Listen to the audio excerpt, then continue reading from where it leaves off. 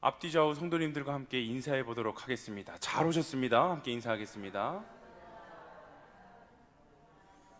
네, 한 번 더 인사하실 때는 큰 은혜 받으시기 바랍니다. 함께 인사하겠습니다. 네, 이 시간 주님을 예배하시는 모든 일신교회 성도님들에게 하나님의 놀라운 사랑과 축복이 가득 임하시기를 간절히 소망합니다. 하루는 새 한 마리가 하나님께 물어보았다고 합니다.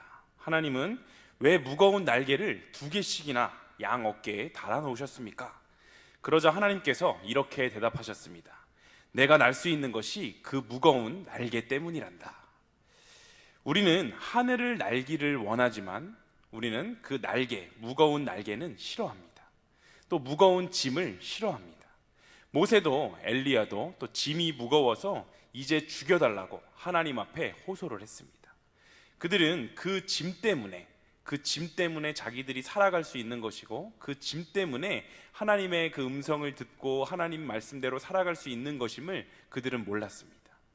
선교사 한 분이 아프리카에 선교를 가게 되었습니다. 원주민들과 함께 강을 건너게 되었는데, 원주민이 큰 돌을 선교사님 그 가슴에 안겨주었다고 합니다. 자신들은 큰 돌을 머리에 이거나 가슴에 안고 강을 건너갔습니다. 그 선교사님은 그 큰 돌을 자기에게 안겨준 이유를 이제 강을 건너가다가 중간쯤에서 알게 되었습니다. 강 중간쯤에 급류가 흐르고 있었는데, 만약 무거운 돌이 없었더라면 급류에 휩쓸릴 수밖에 없었을 것입니다. 아프리카 원주민들은 무거운 짐이 자신들을 살린다는 것을 너무나도 잘 알고 있었던 것입니다. 가볍고 편한 것, 바로 이것만이 행복이 아닙니다. 하나님은 때로 우리에게 무거운 짐과 같은 그 고통과 고난의 문제를 주시고 삶을 살아가게 하시는데, 그것은 우리를 죽이기 위함이 아니고 바로 하나님께서 우리를 살리시기 위함임을 우리가 반드시 기억했으면 좋겠습니다. 이러한 맥락에서 오늘 본문을 함께 살펴보겠습니다. 로마서 5장 3절과 4절의 말씀입니다. 우리가 함께 읽어보겠습니다. 다만 이뿐 아니라 우리가 환난 중에도 즐거워하나니 이는 환난은 인내를, 인내는 연단을, 연단은 소망을 이루는 줄 알미로다. 아멘. 지금 3절은 이렇게 이야기하고 있습니다. 우리가 환난 중에도 즐거워하나니. 여기서 말하는 그 환난에 해당하는 헬라어는 원어의 뜻을 살펴보면 누르다, 또 짜내다 라는 뜻을 가지는데, 즉 3절에서 지금 이야기하고 있는 그 환난은 우리의 삶의 현실이 그 현실 속에서 짓눌리고 인생이 쥐어짜듯이 아주 큰 고통을 말하는 것입니다. 그렇다면 이러한 인생이 쥐어짜여지는 듯한 고통을 즐거워할 수 있는 사람들이 얼마나 있을까요? 우리는 본문 3절을 제대로 이해해야 하는데, 성경은 분명히 우리가 환난 중에도 즐거워하나니 라고 이야기하고 있지, 우리가 환난을 즐거워하나니, 환난 그 자체를 즐거워한다 라고 이야기하고 있지 않습니다. 이것에는 분명한 차이가 있는데, 성경을 해석하는 그 다양한 역본 중에 표준 세번역이라는 책에 이 본문을 살펴보면 우리는 환난 가운데에서도 자랑을 합니다 라고 이야기를 합니다. 이 표현을 볼 때 예수를 믿는 우리는 환난 그 자체를 즐거워하고 자랑하는 것이 아니라, 우리의 삶에 비록 환난이 있을지라도 예수를 믿는 우리의 정체성과 그 신념을 자랑할 수 있어야 하는 것입니다.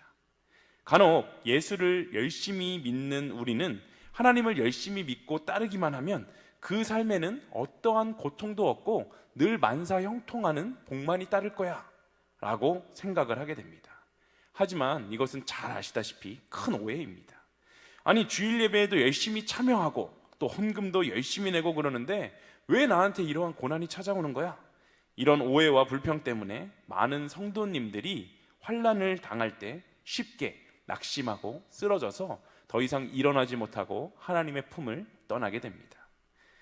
이 세상에서의 삶은 예수님을 믿는 우리나 예수님을 믿지 않는 사람들이나 모두에게 아주 동일하게 환난이 찾아옵니다. 그리스도인이라고 해서 환난이 없는 것은 절대 아닙니다. 오히려 세상 사람들보다 더 많은 환난이 찾아오기도 합니다. 그러나 진정한 그리스도인은 어떠한 상황에서도 결코 믿는 자의 자세를 잃지 않아야 합니다. 이 세상에 어떤 환난이 닥쳐올지라도 오직 예수님만이 우리의 자랑이고 또 우리의 전부이심을 믿음으로 고백할 수 있어야 합니다. 그 이유는 바로 3절 하반절과 4절에 있는데 우리가 본문 3절과 4절을 다시 한번 읽어보도록 하겠습니다. 다시 함께 읽습니다. 다만 이뿐 아니라 우리가 환난 중에도 즐거워하나니 이는 환난은 인내를, 인내는 연단을, 연단은 소망을 이루는 줄 알미로다. 아멘. 본문은 우리가 환난이 찾아온다고 할지라도 즐거워할 수 있는 이유를 세 가지로 설명을 하고 있습니다. 첫 번째, 환난은 인내를 이룹니다. 여기서 말하는 인내는 단순히 사전적 의미로 괴로움이나 어려움을 참고 견딘다라는 것을 넘어서 그 이상의 것을 의미하는데 바로 세상을 이기는 그 정신을 말합니다. 수동적으로 참는다라는 것이 아니라 능동적으로 이 세상의 시험과 시련을 이기고 정복한다는 의미가 이 단어 속에 숨어 있습니다. 하나님께서 우리에게 환난을 허락하시는 그 목적은 우리로 신앙의 성장을 이루도록 하기 위함인 것임을 우리가 기억하고 신앙의 성숙을 위해서 고난이나 시련을 우리가 적극적으로 대처하게 된다면 우리는 환난을 긍정으로 바꿀 수 있습니다. 환난이 찾아와도 즐거워할 수 있는 이유 두 번째는 바로 연단을 이룬다는 것입니다. 연단의 의미는 시험을 거쳤다라는 뜻이며 이것은 어떤 경험을 겪은 후에 가지게 되는 흔들리지 않는 확신, 그 바로 확신을 나타냅니다. 본문의 연단이라는 이 표현은 불을 통과해서 일체의 불순물이 타서 없어져 버린 금속, 그 금속에 대해서 사용되었는데 즉 인내를 통해 믿음의 시험을 이겨낸 사람은 하나님 앞에서 더 강해지고 더 순수한 모습으로 설 수 있음을 우리에게 이야기합니다. 진정한 그리스도인에게 있어서 환난은 육체적으로는 물론 고통스럽고 힘든 것이어도 영적으로는 도리어 유익한 것이 될 수 있습니다. 환난이 없다면 우리의 신앙은 성숙해지기가 어렵고 그 신앙이 진짜 신앙인지 아니면 가짜 신앙인지도 판단하기가 어렵기 때문입니다. 우리의 삶에 환난이 찾아와야 그제서야 우리의 신앙이 진짜인지 가짜인지를 구별할 수가 있습니다. 환난이 찾아와도 즐거워할 수 있는 이유 세 번째는 이 모든 것이 바로 소망을 자라게 한다는 것이기 때문입니다. 그런데 우리가 여기서 정확하게 짚고 넘어가야 하는 것이 있습니다. 이 소망은 환난과 시험을 통해 또 인내를 또 연단을 이룬 후에 오는 결과물, 바로 그 결과물이 아니라는 사실입니다. 본문 3절 하반절과 4절의 표현을 보면 환난은 인내를, 인내는 연단은 소망을 이루는 줄 알미로다 라고 서술이 되어 있기 때문에 우리는 오해하기를 순차적으로 환난은 인내를 가져오고 또 이 인내는 연단을 가져오고 이 연단은 소망을 가져오는구나 라고 이해할 수 있습니다. 그러나 우리의 삶에 환난이 찾아왔을 때 이미 하나님이 우리 안에 심어주신 소망이 없다면 그 어떤 사람도 믿음으로 하나님 앞에 인내하고 또 연단받을 수가 없습니다. 우리 안에 있는 소망을 환난을 견디게 하는 것이지 환난을 통해 소망이 만들어지는 것이 아니라는 사실입니다. 참된 그리스도인의 삶은 예수가 우리를 위하여 십자가를 지신 그 사건과 부활을 믿는 순간 이미 우리의 마음속에는 그 소망이 넘쳐나게 됩니다. 그래서 여기서 말하는 이 소망은 환난으로 단련되고 소망이 자라고 커진다, 바로 소망이 점점 커진다는 것을 의미하는 것이지 없었던 소망이 생겨난다는 것이 아님을 우리가 잘 기억해야 합니다. 우리 안에 성령님이 부어주신 이 놀라운 소망, 여러분들의 가슴 속에는 성령님이 부어주신 이 소망이 있으십니까? 우리의 마음속에 진정으로 현재의 고난은 장차 우리에게 나타날 영광과 비교할 수 없다라는 마음이 있으십니까? 저도 설교를 준비하면서 하나님 나라에 대한 소망에 대한 내 마음이 매일 점점 커지고 있는가라는 것을 곰곰이 생각해 보다가 문득 제 삶에서 하루하루 정말 간절히 단 하루도 그 소망이 줄어들지 않고 매일매일 그 소망이 간절히 자랐었던 그 기억을 제가 떠올리게 되었습니다. 그것은 바로 군 생활 중의 경험이었는데 바로 제대 전역을 소망하던 마음이었습니다. 이 전역을 소망하는 마음은 정말 단 한순간도 작아지지 않고 시간이 지나면 지날수록 간절히 커져만 갔습니다. 입대하는 날부터, 아니 입대하기 전부터 간절하게 전역을 꿈꿨고, 또 군대에서 온갖 핍박과 시련을 당하게 되더라도 더욱더 전역의 날만을 사모하게 되었습니다. 군생활이 아무리 어렵고 힘들고 길다 하더라도 절대로 오지 않을 것만 같았던 그 저녁의 날, 그 꿈만 같은 저녁의 날은 반드시 찾아오게 된다. 나는 반드시 이 군대에서 나갈 수 있다라는 확신이 들었었기 때문에, 그 확신이 있었기에 군생활 동안 어떤 고난과 핍박이 찾아와도 모든 것을 이겨내고 저녁만을 꿈꾸며 하루하루 나아갈 수 있었습니다. 성령님이 우리에게 부어주신 소망도 바로 이와 같습니다. 우리의 삶에 어떠한 고난과 핍박이 찾아온다고 할지라도 예수님만을 믿고 따르는 참된 그리스도인을 그 삶을 살다가 보면 분명하게 영광스러운 하나님 나라가 우리에게 주어진다는 그 사실, 이 사실이 실제적으로 우리가 믿어진다면 우리는 이 세상에서의 삶의 모든 환난들을 분명하게 이겨낼 수 있습니다. 우리 그리스도인의 삶은 이미 승리한 삶입니다. 결과가 이미 승리로 정해져 있다는 말입니다. 우리가 잘 알고 있는 고전 영화, 이 배너라는 거 있잖아요. 배너는 소설을 원작으로 1907년, 또 1925년, 1959년, 2016년 이렇게 4차례나 영화화되었습니다. 그 중에 우리가 흔히 떠올리는 작품은 1959년 찰턴 헤스턴이 주연을 맡았던 작품입니다. 이 배너의 가장 앞권은 마지막 마차 경주 장면인데, 이 장면을 찍기 전에 배너 역을 맡은 찰턴 헤스턴은 열심히 마차 모는 법을 연습했습니다. 그에게 감독이 이제 마차 타는 법을 잘 익혔는지를 물어보았을 때 그는 이제 마차는 제법 타겠는데 경주에서 이길 수 있을지는 모르겠다라고 대답을 합니다. 그 대답을 들은 감독은 웃으면서 이렇게 대답을 했다고 합니다. 걱정하지 마. 자네는 마차만 타고 달려. 내가 이기게 해줄게. 각본에는 이미 배너가 이기게 되어 있었습니다. 물론 그 승리하기까지의 과정은 쉽지만은 않았습니다. 메살라라는 나쁜 친구가 배너를 향해 공격을 하기도 하고 반칙을 써서 그 말을 때리는 채찍으로 배너를 때리기도 했습니다. 그로 인해 배너는 마차에서 거의 떨어질 뻔하기도 하고 마차가 뒤집어질 뻔도 했습니다. 그러다가 마차가 다 부서져서 힘겹게 따라가다가 꼴찌가 될 뻔하기도 했습니다. 그러나 감독의 말처럼 각본은 이미 다 정해져 있었고 결국 배너는 몇 등을 하게 됐을까요? 결국 배너는 1등을 하게 되었습니다. 우리의 삶도 마찬가지 아닙니까? 지금 살면서 많은 어려움을 겪었고 또 지금도 겪고 있습니다. 또 넘어질 뻔하고 죽을 뻔도 하고 망할 뻔도 한 순간도 있습니다. 과거뿐만이 아니라 현재에도 그런 일을 당하고 있고 또 앞으로 미래에, 우리에게 찾아올 미래에 그런 일이 없을 거라는 보장을 할 수도 없습니다. 그러나 우리가 두려워하지 않을 수 있는 이유, 바로 그 이유는 우리가 굳게 서서 마차의 고삐를 늦추지 말고 계속 달리다 보면 결국 짜여진 각본대로 우리는 승리하고 1등을 할 수 있기 때문입니다.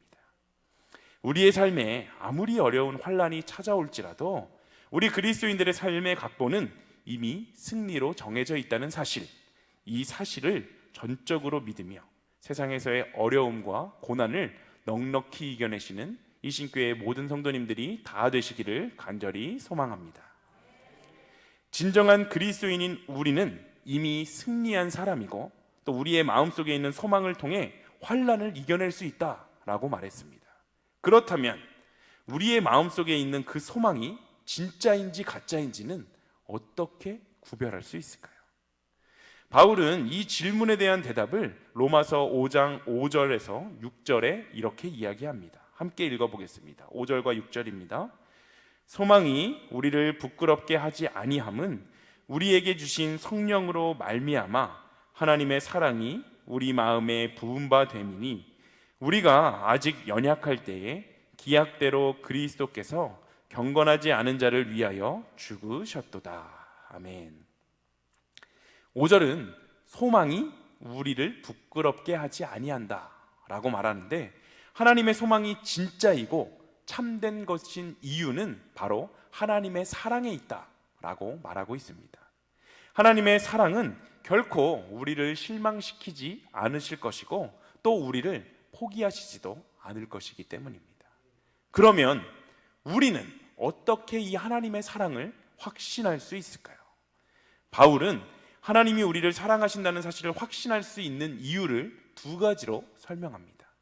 첫 번째는 5절 하반절, 우리에게 주신 성령으로 말미암아 하나님의 사랑이 우리의 마음에 부은 바 되었기 때문입니다.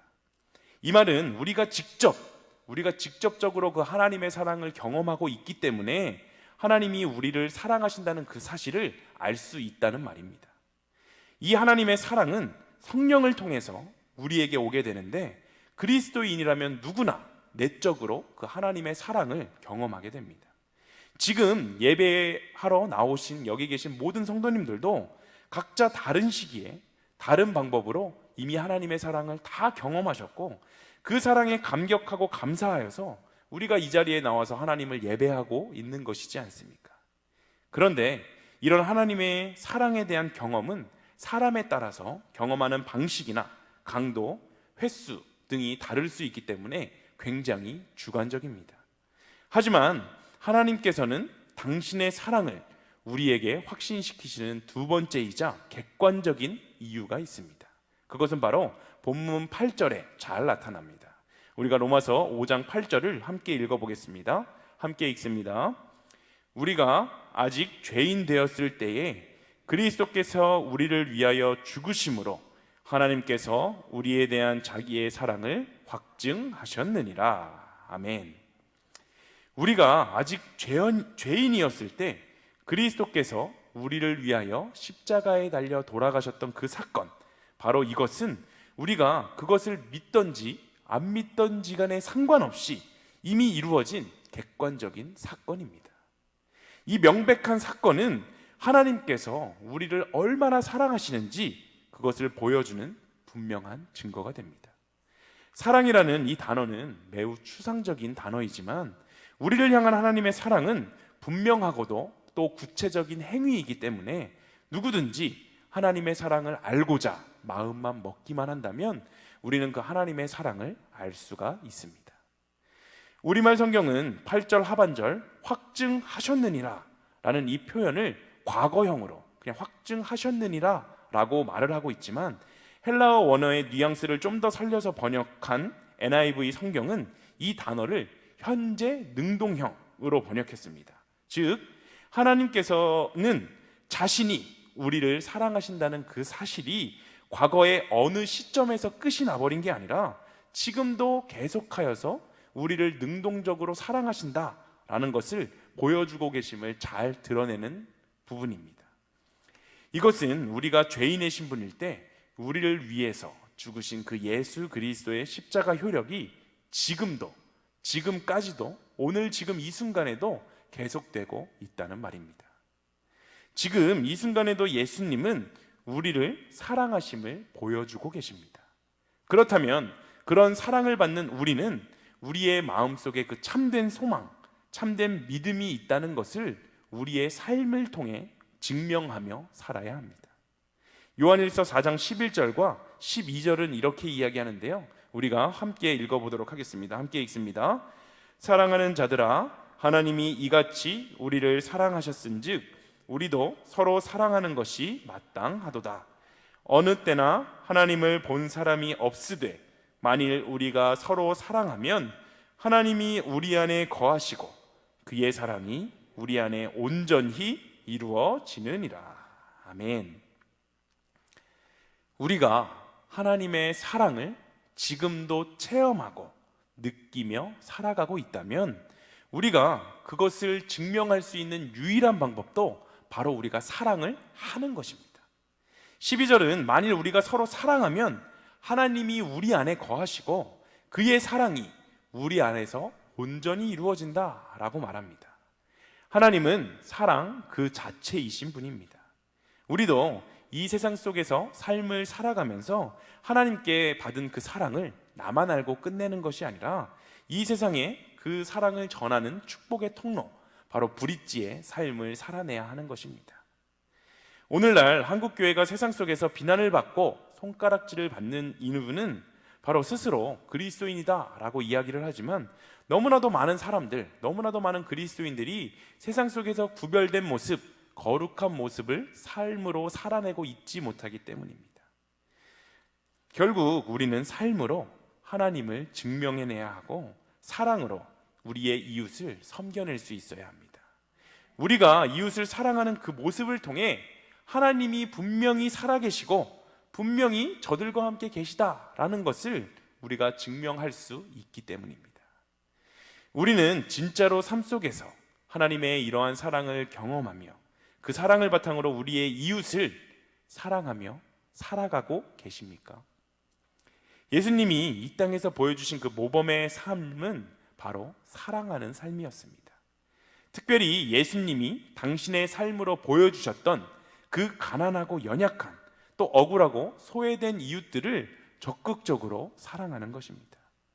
우리가 정말로 이웃을 사랑한다면 우리의 시간과 재능 또한 물질들을 내 이웃을 위해서 사용할 수밖에 없습니다. 이러한 실제적인 이웃사랑의 모습이 우리의 삶에 전혀 없이 나만을 위해 또 우리 가족만을 위해 살아감에도 불구하고 나는 구원을 받은 하나님의 자녀야, 나는 죽어서 하나님 나라에 갈 수 있어 라고 생각하는 것은 어쩌면 착각일 수도 있습니다. 그런데 하나님은 우리 교회를 참 많이 사랑하시죠. 점점 추위가 몰려오고 연말과 연시를 준비하는 이 시점에 하나님은 우리 교회를 통해 예수님이 이 땅에서 보여주셨던 그 사랑의 삶, 그 모범의 삶 지속적으로 실천할 수 있게 도와주고 계시기 때문입니다. 이미 이번 달 첫째 날 회원동 어르신들을 모시고 어르신 경로잔치를 진행하는데 우리 교회를 사용하셨고, 또 10일 날에는 이 회원동 지역에 보이지 않는 곳을 열심히 깨끗하게 청소해 주시는 그 환경미화원들을 모시고 또 그들에게 방한복을 나눠주고 식사 대접도 했습니다. 또 그뿐만이 아니라 다음 달에는 지역 어르신들을 위한 교동협의회 쌀 나눔 행사가 우리 교회에서 진행 준비 중이고, 또 구세군에서 주관하는 쪽방촌 분들을 위해 식사 대접도 우리 교회를 하나님께서 사용하십니다. 소외되고 연약한 분들을 끊임없이 섬기는 일에 우리 교회를 사용하시는 그 하나님은 분명히 우리 일신교회 성도님 한 분 한 분도 사용하기를 원하십니다. 이 많은 행사들이 사역자들만 혹은 열심히 있는 몇 분의 성도님들만 한다고 해서 이루어지는 것이 아닙니다. 이러한 이웃을 섬기는 행사를 진행하게 될 때 누군가는 물질로 후원을 하게 되고, 또 누군가는 시간을 내어서 직접 몸으로 헌신을 하고, 또 누군가는 이 모든 행사를 위해 골방에 들어가서 끊임없이 기도하며 모두 각자의 자리에서 각기 다른 모습으로 최선을 다해 이 행사들을 준비하고 헌신할 때 하나님의 나라가 확장되고 또 일신교회가 하나 되어서 든든히 서가고 우리 교회를 통해 하나님께서 영광을 받으시게 될 것입니다.